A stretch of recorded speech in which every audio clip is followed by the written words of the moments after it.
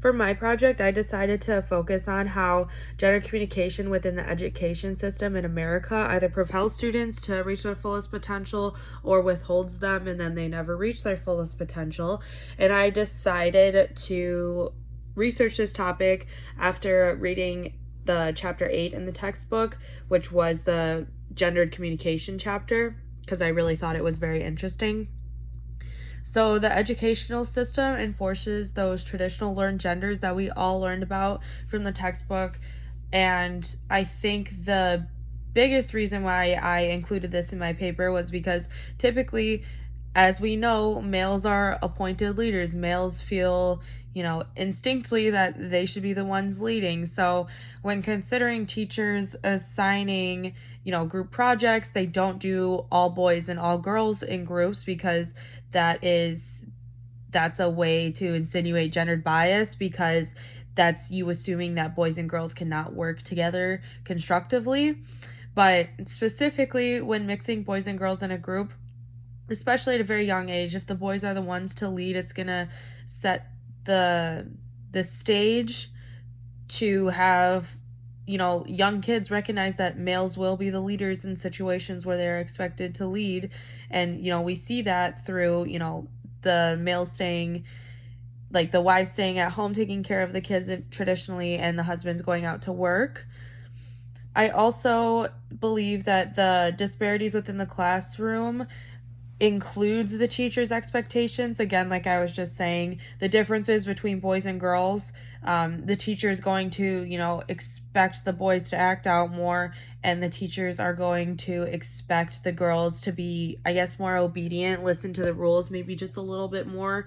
And, these aren't necessarily true for each child, just like everything else, but these disparities cause problems because, like the book said, like our viewing said, you can't group a bunch of people into one category, and that's what our education system does, and that's not constructive for students to, any student to maintain their full potential. It might propel some forwards, and again, this is probably not very good for a lot of students. So the educational success gap is mostly seen as an issue with boys, and the educational success gap is just, literally boys and girls. If they were on a number line, where the girls are in comparison to the boys and vice versa.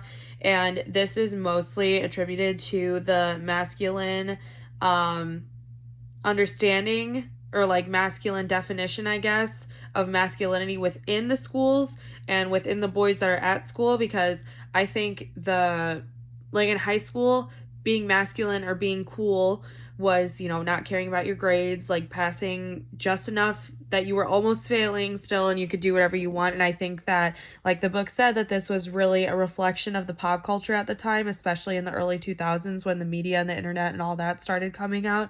I know that definitely trickled down throughout the school system, and if I centered my research around that aspect, I would imagine that you would see drastic numbers in grades, academics, the way people act between previous internet days in the high schoolers and then post-internet days with the high schoolers. Some differences between boys and girls that are actually seen in the classroom are mostly physical, because the boys need to move more and they have more outbursts because they feel trapped in the classroom, which also leads to widening the academic success gap because it creates distractions for both boys and girls. But this again goes back to, the teacher's expectations of the boys are going to act out because they do feel trapped.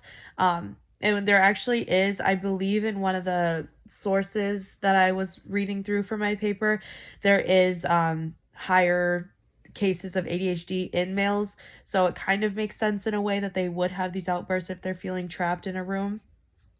And then lastly, what I chose to focus on was the language barriers within the classroom. I decided to compare Lakes High School, which is predominantly white English-speaking students, to Round Lake High School, which is predominantly Spanish-speaking students, and how having teachers who teach in English, how that really can set back a lot of students and have them read at not, a high school level and speak at a high school level, whereas in certain areas that's also not an issue, and how literally those communication and language barriers can affect students academically and for the rest of their lives.